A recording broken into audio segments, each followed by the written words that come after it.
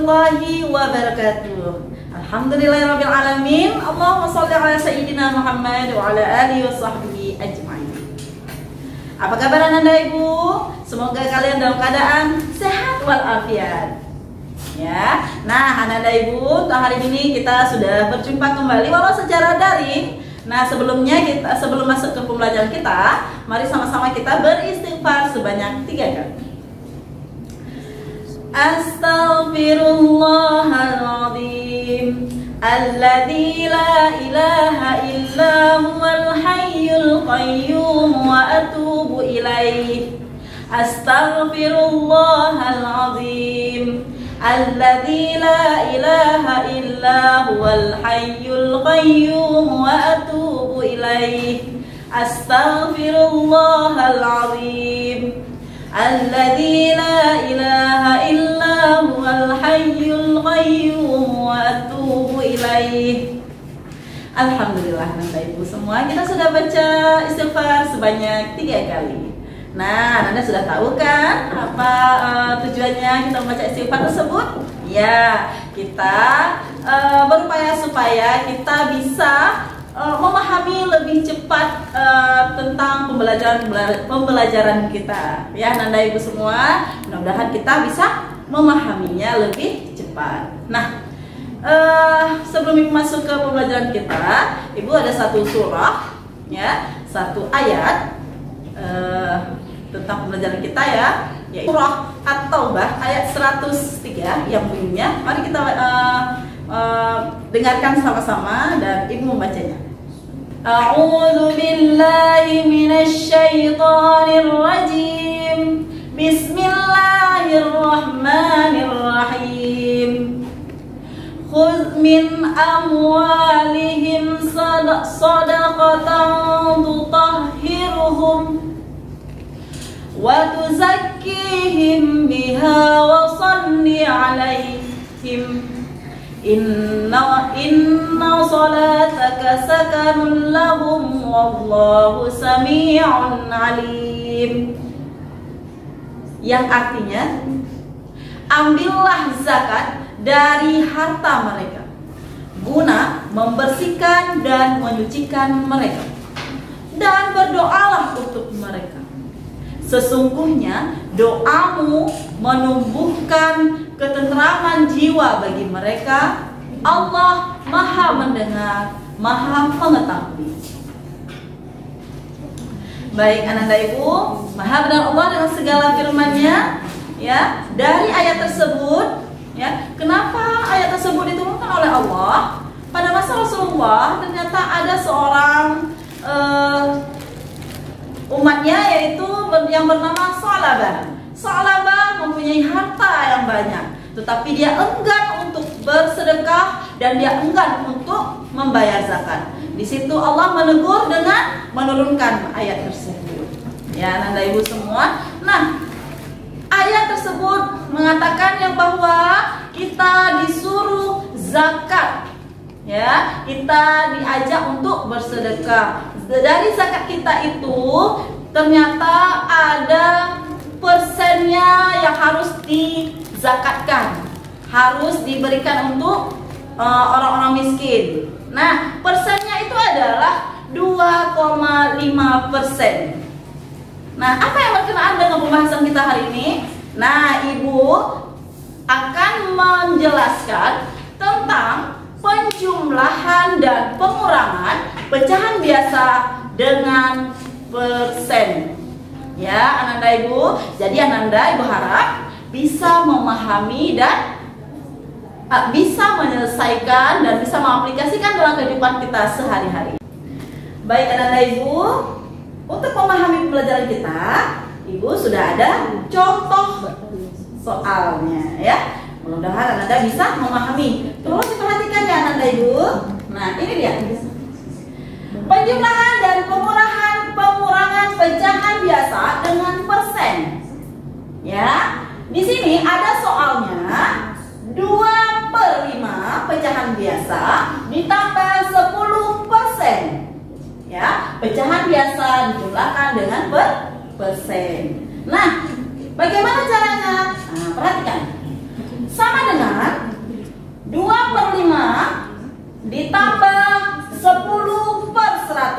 Dari mana 10 per 100? Ananda harus tahu 10 itu tetap jadi pembilang dan 100 itu adalah dari persen. Persen ini pada dasarnya adalah per 100. Ya, Ananda Ibu?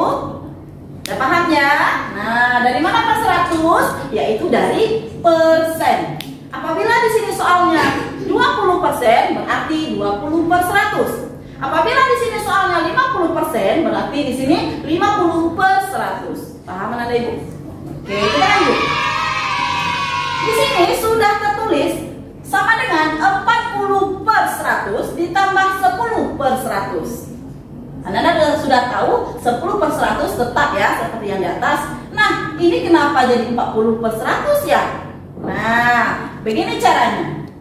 Di atas ada 2 per 5.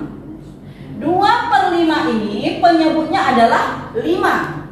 Agar kita bisa menjumlahkan antara antara pembilang 2 dengan 10 harus menyamakan penyebut dulu.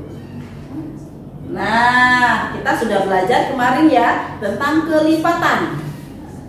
Nah, kelipatan 5 yang sama dengan 100 yaitu di Ananda Ibu, mengapa ini angka 2 per 5 bisa berubah menjadi 40 per 100? Nah, coba perhatikan lagi. Ibu akan mencoba untuk menjelaskannya. 2 per 5 ya, kita ubah penyebutnya menjadi 100. Bagaimana caranya? Nah, Ananda Ibu, apabila di bawah dikalikan dengan angka tersebut, maka 2 juga harus dikalikan dengan angka yang sama. Kalau di sini 5 dikali berapa dapat 100? Nah, untuk menyamakan penyebutnya, 5 dikali berapa dapat 100? Ya, benar Ananda Ibu. Nah, kita kalikan dengan angka 20. Ya, 5 dikali 20 ya sama dengan ya 100.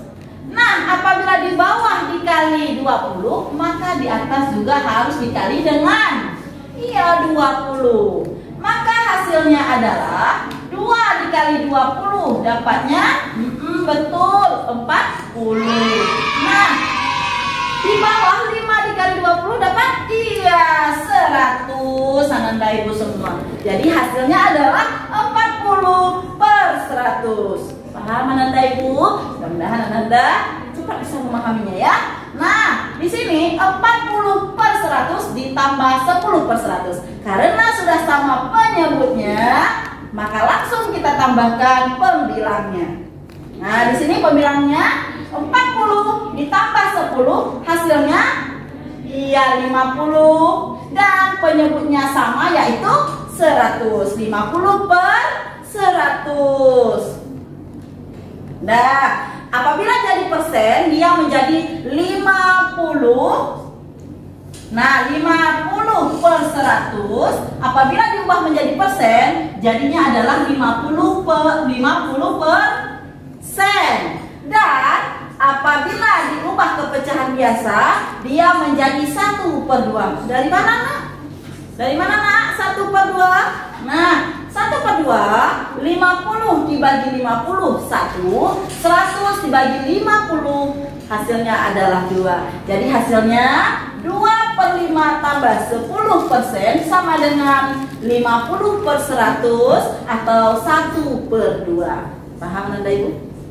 Mudah-mudahan Ananda bisa memahami dari penjelasan Bu Husna ini ya. Nah, kita lanjut dengan pengurangan ya. Nah, di sini juga boleh kebalikan dari persen ke pecahan biasa atau dari pecahan biasa dengan persen. Nah, di sini ada 50% dikurang 3 per 20 sama dengan 50% sudah Ibu kasih tahu tadi. Kalau 50% itu sama dengan 50 per 100. 100. Nah, di sini sudah tertulis 50 per 100 dikurang 3 per 20. Ya, Nanda Ibu. Nah, kita lanjut. Nah, cara yang kedua adalah harus menyamakan penyebut juga. Nah, cara menyamakan penyebut juga sama dengan cara yang di atas. Nah, di sini 3 per 20. Baik Ananda Ibu, di sini Ibu mau jelaskan dari mana hasil dari 15 per 100 ya. Nah, sama caranya seperti yang di atas tadi ya Nak ya. Nah, di sini ada 3 per 20 ya. Nah, seperti Ibu kasih tahu tadi, kita harus menyamakan penyebut 100. 20 kali berapa kira-kira hasilnya menjadi 100? Iya, benar sekali Ananda Ibu. 20 dikali 5. Nah, hasilnya 100. Nah, apabila di bawah dikali 5, maka di atas juga harus dikali 5. Berarti 3 dikali 5. Nah, hasilnya berapa? 3 dikali 5 hasilnya ya 15 per 20 dikali 5 sama dengan 100. Nah, Nanda Ibu hasilnya 15 per 100. Nah, ini dia hasil dari 3 per 20, yaitu 15 per 100. Nah, karena penyebutnya sudah sama 100, maka kita dengan mudah bisa mengurangkan 50 dengan 50 dikurang 15. Berapa Nanda kira-kira 50 dikurang 15? Iya, bagus sekali. Hasilnya adalah 35 per 100. Ya, Nanda Ibu. Mudah-mudahan Nanda bisa memahami. Paham ya? Bagus. Nah, Nanda Ibu, ini dia hasil cara penjumlahan dan pengurangan pecahan biasa dengan persen. Ya, Nanda Ibu. Semoga bisa dipahami. Baik Ananda Ibu, kita sudah mempelajari matematika pada hari ini, penjumlahan dan pengurangan pecahan biasa dengan persen. Baik Ananda Ibu semua, kesimpulan pada hari ini adalah dengan matematika, dengan persen yang telah kita pelajari, kita bisa menggunakannya dalam kehidupan sehari-hari. Ananda mudah-mudahan memahami persen dengan benar ya, karena kita sering melihat dalam kehidupan kita, dalam keadaan kita sering masuk ke swalayan atau tempat pembelanjaan. Apabila ada diskon, kita akan senang. Nah, diskon itulah salah satu dari persen yang kita pelajari ya, Nanda Ibu bisa memahami ya. Nah, kemudian, tidak mesti di situ matematika tentang persen, desimal dan pecahan-pecahan ini bisa kita pakai, yaitu sebagaimana yang telah Ibu sampaikan tadi di awal di surah At-Taubah ayat 103 tentang zakat. Nah, zakat itu harus menggunakan persen, pecahan, desimal, itu harus paham. Jadi Ananda Ibu harus benar-benar memahami pelajaran matematika ini, karena Ananda mungkin mana tahu nanti ke depan Ananda adalah salah satu anggota ataupun salah satu orang terpenting yang harus menguasai tentang pembagian harta. Ya Ananda Ibu, jadi mudah-mudahan Ananda semua bisa memakai, mengaplikasikan dalam kehidupan sehari-hari. Baik Ananda Ibu, semoga hari ini lebih baik daripada hari kemarin. Kita tutup pembelajaran kita pada hari ini dengan membaca alhamdulillah, alhamdulillahirabbil alamin, dan dengan doa kafaratul majlis. Subhanakallahumma wa bihamdika asyhadu an la ilaha illa anta astaghfiruka wa atubu ilaik. Akhirul kalam. Assalamualaikum warahmatullahi wabarakatuh.